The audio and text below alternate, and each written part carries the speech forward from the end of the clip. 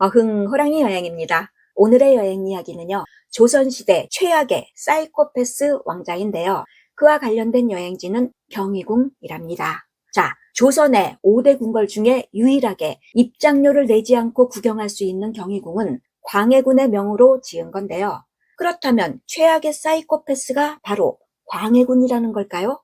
아니랍니다. 그러면 혹시 조선 최악의 폭군으로 유명한 연산군? 아니면 수많은 궁녀와 내시들을 죽이다가 뒤주에 갇혀 죽은 사도세자? 이들도 오늘의 주인공은 아니랍니다.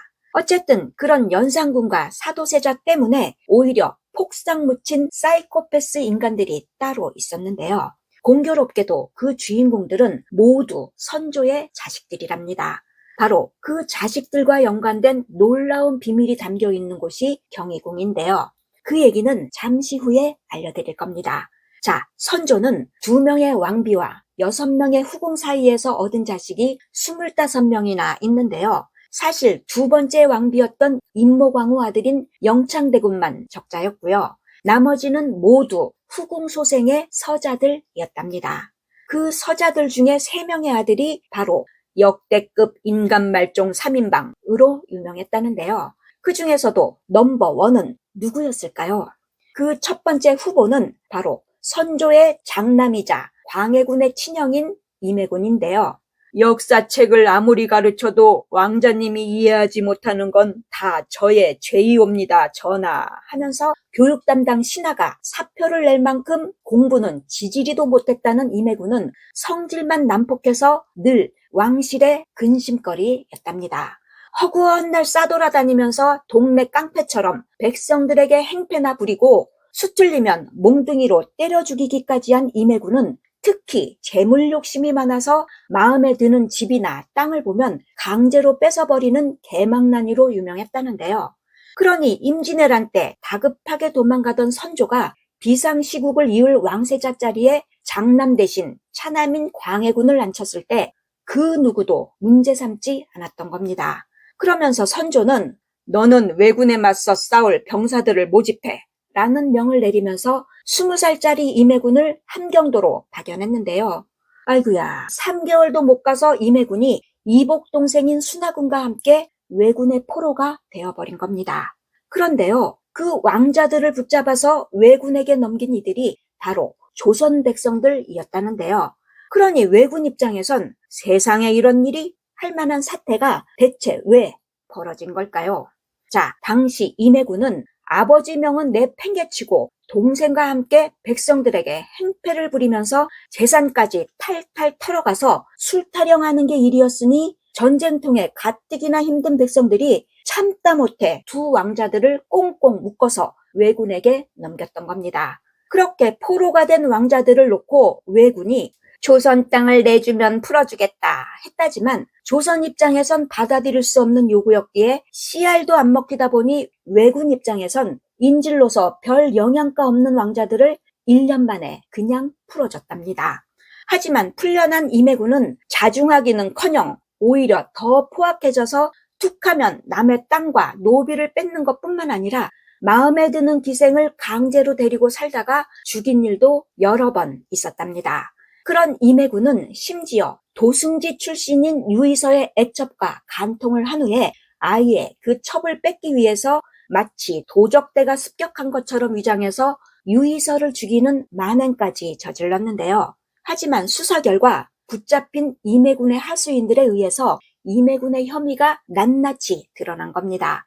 그럼에도 나는 모르는 일이라며 오리발 내미는 아들을 감싸고 돈 선조가 오히려 임해군을 고발한 피해자의 아들과 사건을 수사한 포도대장만 곤장을 때리고 유배까지 보내는 어처구니 없는 일이 벌어지자 당시 사관이 자식을 올바르게 가르치는 방도가 아니다 라는 기록을 덧붙여서 선조를 디스했을 정도랍니다. 자, 그러면 2번째 후보자는 선조의 5째 아들인 정원군인데요. 임해군의 이복 동생인 정원군 또한 탐욕 대마왕으로 남의 재산을 멋대로 뺏는 건 기본이었고 병역 기피자들에게 뇌물을 받고 자기 집에 숨겨주는 비리를 심심찮게 저질렀을 뿐만 아니라 자기 멋대로 처남을 과거 시험에 부정 합격시켰다가 걸려서 탄핵까지 당했답니다. 게다가 임해군처럼 멀쩡한 백성들에게 행패 부리는 게 주특기였던 개망나니 왕자이긴 마찬가지였는데요. 하지만 자신이 직접 행패 부리고 다닌 임해군과 달리 정원군은 노비들에게 시켜놓고 뒤에서 즐기는 좀 더 지능적인 스타일이었다는데요. 그런 정원군을 등에 업고 5만 가지 난동을 부리는 노비들의 기세도 하늘을 찔렀다는데요. 그러다 보니 심지어 정원군의 노비들이 하원군의 부인을 납치하는 충격적인 일까지 있었답니다. 자, 하원군 집 앞을 지나가던 정원군의 노비들이 하원군의 노비들과 시비가 붙으면서 몸싸움이 벌어졌는데요. 그 소식을 들은 정원군이 노비들을 더 보내서 하원군 집을 때려 부수게 하고 부인까지 끌고 와서 자기 집에 가둬버린 겁니다. 그러자 하원군의 아들들이 달려와서 밤새도록 울며불며 애원하니까 선심 쓰듯이 부러졌는데요. 자, 하원군이 누군고 하니 바로 선조의 큰형님인데요. 그러니 하원군 부인은 정원군에게 큰엄마였던 겁니다. 하지만 선조는 돌아가신 형님 집을 쑥대밭으로 만든 정원군에게는 노비들 관리 좀 잘하거라 라는 말만 하고 이번에도 정원군을 탄핵한 신하만 오히려 파면시켰답니다. 자, 그럼 인간말종 3인방 마지막 후보는 누굴까요? 바로 임해군과 함께 왜군 포로가 됐던 순하군인데요. 사실 정원군과 나이는 같지만 몇 달 늦게 태어나서 선조의 6째 아들이 된 순하군이야말로 폭행과 살인을 재미로 즐기던 진정한 사이코패스였답니다. 특히 어릴 때부터 동물을 학대하고 잔인하게 죽였다는 순하군의 잔혹성이 본격적으로 드러난 건 왜군에게 풀려난 후였는데요. 니놈들이 감히 나를 붙잡아 왜군에게 넘겨? 하는 분노감 때문이었을까요? 풀려나서 황해도에 있을 때는 눈에 띄는 백성들마다 트집 잡으면서 몽둥이로 두들겨 패는 게 일이었답니다. 당시 10대 소년 왕자의 행태가 오죽했으면 개망나니 임해군조차 너무 심한 거 아니냐? 꾸짖었을 때 순하군은 나는 그냥 남을 패기만 하지만 형님은 남의 재산까지 다 뺐잖아요 라면서 따지고 보면 형이 더 악질이잖아 식으로 비꼬았답니다. 어쨌든 그런 순하군의 폭행은 날이 갈수록 강도가 더 세지면서 19살 땐 급기야 사람을 때려 죽였는데요. 하지만 왕자인지라 피해자 가족은 찍소리도 못하고 그냥 넘어갔답니다. 자, 그렇게 막 나가면서 사람까지 죽인 아들을 내버려 두던 선조도 결국 참기 힘든 일이 벌어졌는데요. 1년 후인 1600년에 선조의 첫째 왕비가 죽어서 장례를 치르는 중에 글쎄 20살짜리 순하군이 대낮에 겁도 없이 왕비의 관이 있는 빈전 옆에서 그 왕비를 모시던 궁녀를 강제로 겁탈한 겁니다. 자, 조선시대 성범죄 처벌은 엄격해서 강간범은 짤없는 교수형에 처했는데요. 게다가 궁녀는 어쨌든 다 왕의 여자니까 아들이 감히 아버지의 여자를 건드린 엄청난 사건이 벌어졌던 겁니다. 그 소식에 선조가 대신들 볼 면목이 없으니 법대로 처리하라 명을 내렸는데요. 그러니 순하군도 당근 사형이지만 신하들이 차마 그 말을 꺼내지 못하니까 법대로 처리하라던 선조가 내린 처벌은 고작 서울과 가까운 수원으로 유배 보내는 거였답니다. 하지만 유배지에서도 순하군의 개망나니 짓은 여전했는데요. 그 와중에 새로 부임한 사또 권경우가 자기에게 먼저 인사하지 않고 출근했다는 이유로 칼까지 차고 와서는 사람 머리통 그림을 내밀면서 이게 잘린 니놈 머리통이다 했다는데요. 그러니 겁에 질린 권경우가 출근조차 하지 못하면서 결국 잘렸답니다. 하지만 교체된 사또 또한 순하군을 감당하지 못하다 보니 선조의 명으로 순하군이 머무는 집을 아예 봉쇄해 버렸는데요. 하지만 담장까지 부수고 나온 순하군은 오히려 행패를 더 부렸답니다. 채소가 신선하지 않다라는 이유로 채소밭 담당 여인을 몽둥이로 두들겨 패고 소고기를 올리지 않잖아 라는 이유로 담당자를 패는 것도 모자라서 그의 집까지 불태워버린 겁니다.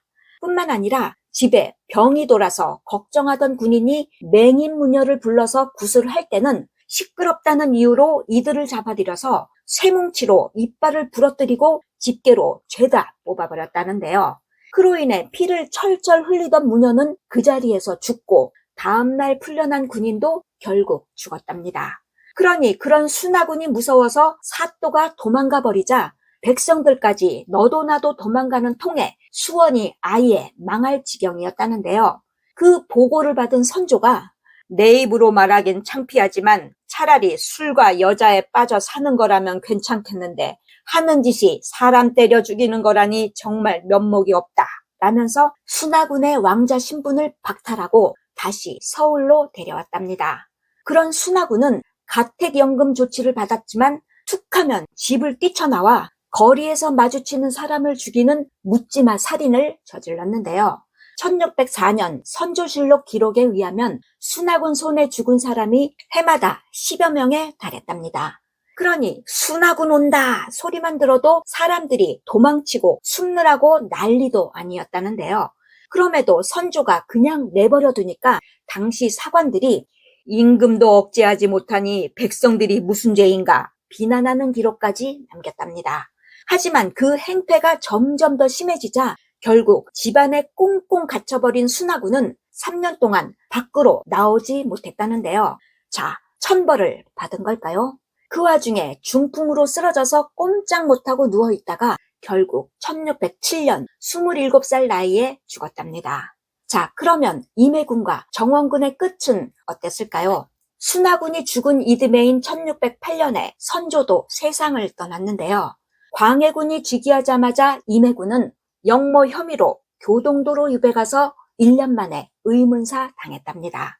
반면에 정원군은 한동안 죽은 듯이 지냈지만 정원군 집에 왕기가 서렸다라는 말이 나돌면서 1616년에 광해군이 그 집을 뺏어서 지은 궁궐이 바로 경희궁이었던 겁니다. 그렇게 집을 뺏긴 정원군은 날마다 술에 찌들어 살다가 40살 때인 1620년에 화병으로 세상을 떠났답니다. 자, 그런데요. 3년 뒤인 1623년에 광해군도 쫓겨났는데요. 광해군을 몰아내고 왕이 된 인조가 바로 정원군의 장남인 능양군이었으니 왕기가 서렸다는 게 틀린 말은 아니었네요. 그렇게 쿠데타로 왕이 된 인조는 신하들 반대에도 불구하고 죽은 아버지를 왕으로 추존했는데요. 성품이 포악하고 행동이 방탕하여 당시 사람들에게 손가락질과 탄핵을 받았다 라는 선조실록과 달리 인조가 왕이 된 후에 추가된 광해군 일기에는 정원군이 우애가 깊어 선조의 총애를 받았다 라고 쓰여 있답니다. 심지어 순하군이 비록 임해군과 정원군의 행패보다는 덜했지만 이라는 표현도 있을 만큼 정원군의 행패도 엄청 심했지만 그 정원군의 행패가 임해군과 순하군보다 덜 알려진 건 왕이 된 아들이 아버지의 악행 기록을 삭제했기 때문이란 의견도 있답니다. 자, 조선 왕조에서 백성을 버리고 도망간 왕은 선조와 인조뿐인데요. 게다가 자식의 죄를 번번이 눈감아줬던 선조와 아버지 죄를 덮어준 인조는 조선 왕조에서 가장 무능하고 비겁한 쪼다 소리를 듣는 왕들이기도 합니다. 오늘 얘기 끝. 구독, 좋아요, 호랑이가 부탁해요.